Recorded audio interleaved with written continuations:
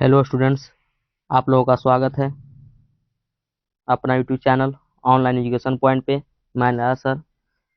आज हम लोग पढ़ने वाले हैं वर्णिका क्लास 10th का हिंदी।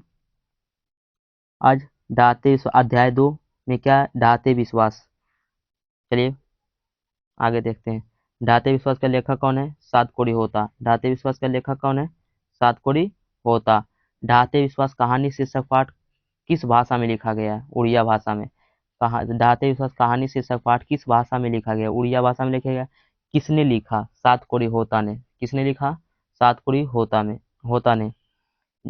सातकोड़ी होता का जन्म कब हुआ? 29 अक्टूबर 1929। 29 अक्टूबर 1929 ईस्वी को हुआ। कौन सा जिला? मयूरभंज जिला। मयूरभंज जिला में। ढाते विश्वास कहानी को हिंदी में अनुवाद किसने किया? राजेंद्र प्रसाद मिश्र। ढाते विश्वास कहानी शीर्षक पाठ को हिंदी में अनुवाद किसने किया? राजेंद्र प्रसाद मिश्र ने। चलिए क्वेश्चन आंसर पे आते हैं। Subjective question answer. पहला क्या है? लक्ष्मी कौन थी? लक्ष्मी कौन थी? उसकी पारिवारिक परिस्थिति का चित्र प्रस्तुत कीजिए। पारिवारिक परिस्थिति का चित्र प्रस्तुत कीजिए। चलिए देखते हैं। लक्ष्मी लक्ष्मण की पत्नी थी। लक्ष्मी कौन थी? लक्ष्मी लक्ष्मण की पत्नी थी और इसकी पारिवारिक स्थिति बहुत ही दयनीय था। इसकी पारिवारिक स्थिति बहुत ही क्या चीज था? दयनीय मतलब बहुत ही खराब था। पहला क्वेश्चन हो गया।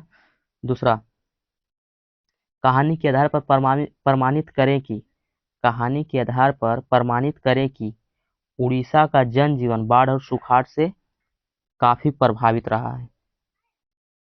चलिए आंसर। उड़ीसा का जनजीवन बाढ़ और सुखाड़ से काफी प्रभावित रहा है क्योंकि उड़ीसा का जनजीवन बाढ़ और सुखाड़ से काफी प्रभावित रहा है क्योंकि बाढ़ आ जाने के कारण लोगों की फसल डूब जाते हैं और लोग अपनी जान बचाने के लिए ऊंचे स्थान पे चले जाते हैं तथा सुखाड़ की समस्या होती है तो लोगों की फसल जल जाते हैं। इसलिए हम कह सकते हैं कि उड़ीसा का जनजीवन बाढ़ और सुखाड़ से काफी प्रभावित रहा है। चलिए तीसरा क्वेश्चन देखते हैं। क्या दिया हुआ है? तीसरा क्वेश्चन, कहानी में आई बाढ़ के दृश्यों का चित्रण अपने शब्दों में प्रस्तुत करें, मतलब अपने भाषा में प्रस्तुत करें। जो कहानी में बाढ़ आई है उस दृश्य मतलब जो देखा गया उसमें अपने शब्दों में क्या चीज करें? प्रस्तुत करें। तो लक्ष्मी के गांव, किसके गांव? लक्ष्मी के गांव दलई बांध के समीप था। किसके समीप था? लक्ष्मी का गांव। ऑब्जेक्टिव पूछेगा लक्ष्मी के गांव कौन सा बांध के समीप था? दलई बांध के समीप था। दलई बांध को टूट जाने के कारण दलई बांध को टूट जाने के कारण वहां पूरे गांव में बाढ़ की समस्या हो गई। वहां के पूरे गांव में क्या चीज हो गई? बाढ़ की समस्या हो गई जिसके कारण वहां के लोग जान बचाने के लिए कुछ लोग ऊंचे स्थानों पे चले गए। कुछ लोग ऊंचे स्थानों पे चले गए और कुछ लोग देवी मंदिर के पास चले गए, जमा हो गए या चले गए। यहाँ इतना अधिक भीड़ था कि देवी मंदिर के पास इतना अधिक भीड़ हो गया है कि सरसों का दाना भी जमीन पर गिराया नहीं जा सकता है।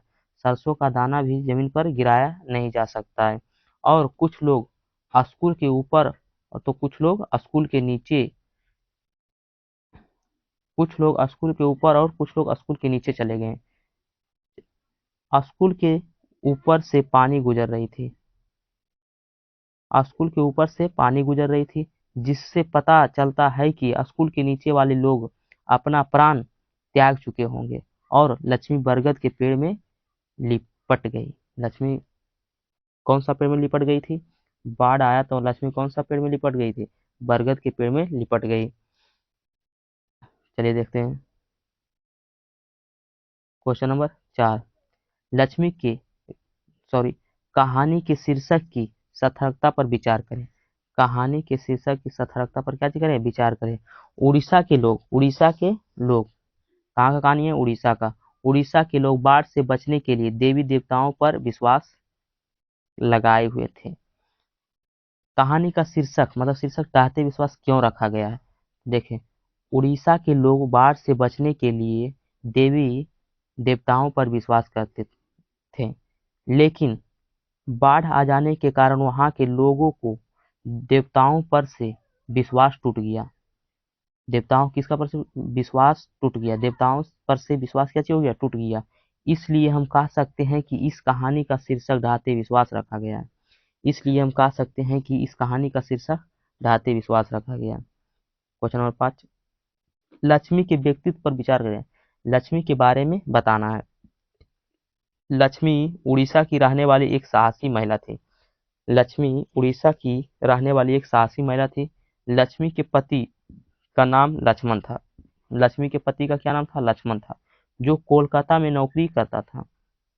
जो कोलकाता में नौकरी करता था, जिससे जो लक्ष्मण कमाता था उससे लक्ष्मी का घर परिवार नहीं चल पाता था, जिससे लक्ष्मी के परिवार का भरण पोषण सही तरीके से नहीं हो पाता था, जिसके कारण लक्ष्मी भी तहसीलदार के यहाँ, उसके गांव में एक तहसीलदार था, उसके यहाँ काज करती थी और उसके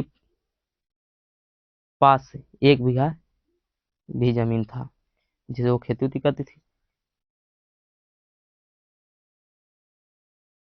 क्वेश्चन नंबर 6, बिहार का जनजीवन, बिहार का जनजीवन भी बाढ़ और सुखाड़ से प्रभावित होता रहा है। इस संबंध में आप क्या सोचते हैं, लिखें।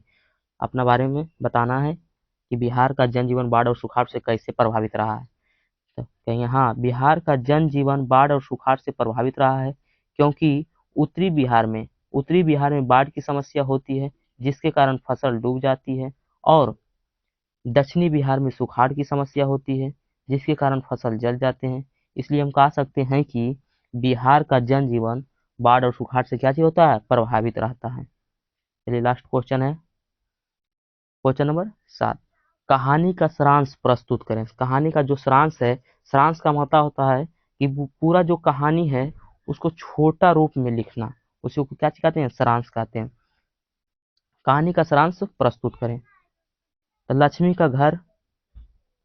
का घर उड़ीसा के देवी बांध के नीचे था। लक्ष्मी का घर किसके बांध के नीचे था, देवी बांध के नीचे था। लक्ष्मी जब अपने ससुराल आई तो बाढ़ की समस्याओं का सामना करना पड़ा। लक्ष्मी के पास 1 बीघा जमीन था और लक्ष्मी के पति लक्ष्मण कोलकाता में काज नौकरी करता था, जिससे भी लक्ष्मी का परिवार का भरण पोषण सही तरीके से नहीं हो पाता था, जिसके नहीं हो पाता था जिससे भी लक्ष्मी के परिवार का भरण पोषण सही तरीके से नहीं हो पाता था, जिसके कारण लक्ष्मी गांव के तहसीलदार के यहाँ काज करने लगी। जब तूफान आया तो लक्ष्मी का घर नष्ट हो गया, मतलब घर क्या होगा, टूट गया। जब सुखाड़ आया तो फसल जल गया, और जब बाढ़ आया तो फसल बह गया। यही होगी सारांश। आज के लिए इतना ही। आप लोगों को बढ़िया लगा तो चैनल को सब्सक्राइब कीजिए, लाइक कीजिए, अपने दोस्तों के साथ शेयर कीजिए। अगली वीडियो को देखने के लिए बेल आइकन को दबाना ना भूलें। Thank you very much.